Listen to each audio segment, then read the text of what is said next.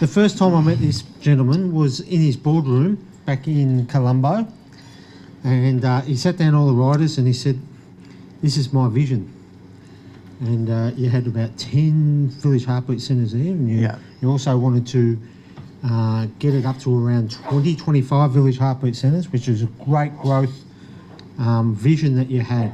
But also on the balancing act of that is maintaining your funding for your current groups and centres that you've got going, and trying to look at converting towards a sustainable model for the future.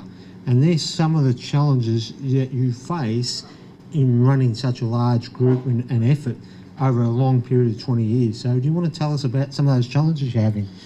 Yeah, firstly, thanks very much for coming by and supporting the Foundation of Goodness.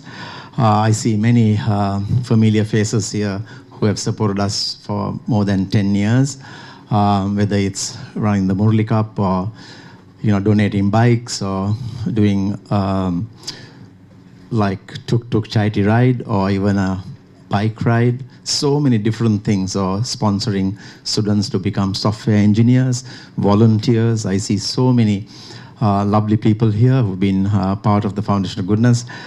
Well, when I started, I never dreamt that it would be the case as it is now. Nothing ever great is achieved without taking that first step. But over the years, it's grown unimaginably. I've never thought. I had to give up everything to run this Foundation of Goodness, sold all my businesses. As I said to someone here, those days I was externally rich, internally poor. Now the roles reversed. So I'm internally rich and externally poor. So that's what it is now. But it's like Michael said that we've got 10 centers at the moment around the country. And in addition to that, of course, our original flagship model in my village, which you have come and many have come there to volunteer. It's been an amazing journey. It's got expanded post-tsunami in particular. We are now 20 years. I went to the village because I realized that there were lots of kids, smarter, brighter, cleverer, more knowledgeable, talented, skillful than me, not making the same progress. I just happened to study in a school in Colombo, got all my, background, networking, facilities, exposure, training. Failed to pass my high school, but I came back and I saw village kids doing much better than me, and they were not making the same progress. So I wanted to bridge the gap between the urban and the rural sectors. So that's what I did. And now, post-tsunami, everything I got, I accepted, in a very welcoming way. I knew this would be the last time somebody is going to come to your doorstep and offer whatever that we wanted. So whatever they said is available. I said I can do it. And now the baby was born.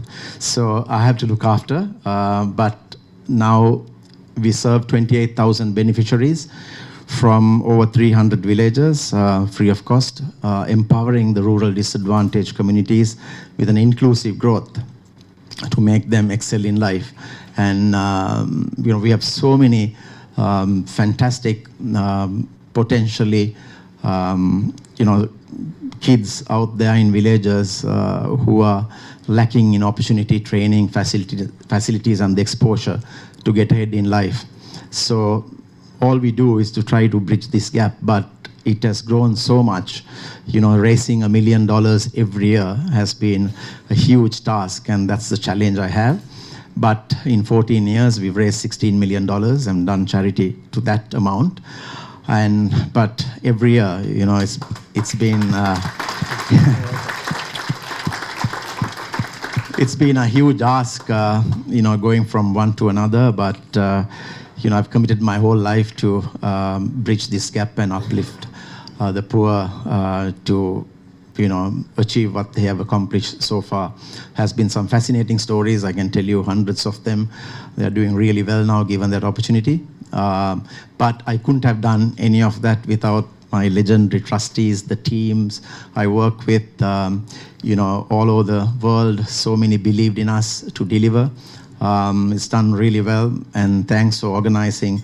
OIOB in particular has been absolutely fascinating for us from an Australian standpoint. I also want to thank the Australian public and institutions who have supported us hugely, including the Victorian State Government, who built 86 double-story duplex homes post-tsunami, whether it's Lonely Planet, whether it's RMIT University, University of New South Wales, everywhere. We have been having so much support. Shane Vaughan, Steve Waugh, Greg Chappell, everyone, AFL. So everyone has done some amazing work. But just to keep it going, is the key. But now, out of that $1 million budget that we need to raise every year, 35% comes from our own enterprise and empowerment initiatives.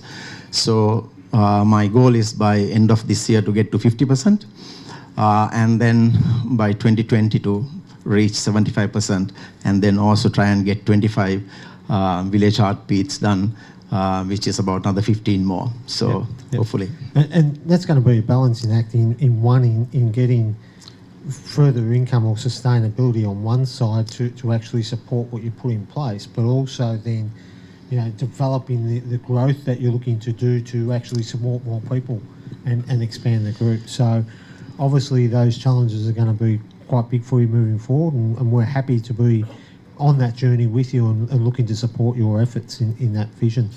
Yeah, action breeds action, and people, believe in not what you say, but what you do. So good thing is the tangible results that we have shown over a period of 20 years has led to many supporting us unconditionally.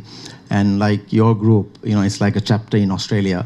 Likewise, we've set up chapters in US, UK, and also in Switzerland and Singapore. So all this is building towards the vision to empower rural disadvantaged communities, because 70% still live in Sri Lanka in rural backgrounds. Yep. Now, I'll put the challenge to yourself as well. I'll put it to Mihaela before about joining us on the Tuk Tuk ride. Will you spend a day with us on the Tuk Tuk ride this year?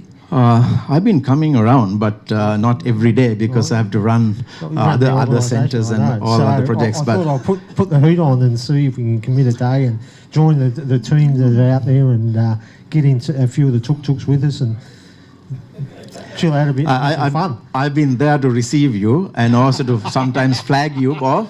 But in between, unlike Mihaela, in between, since I don't drink and you guys all drink and party, I just try my best to keep the balance and then do what I do best, and then let others enjoy and give it to charity. Terrific. Thanks very much.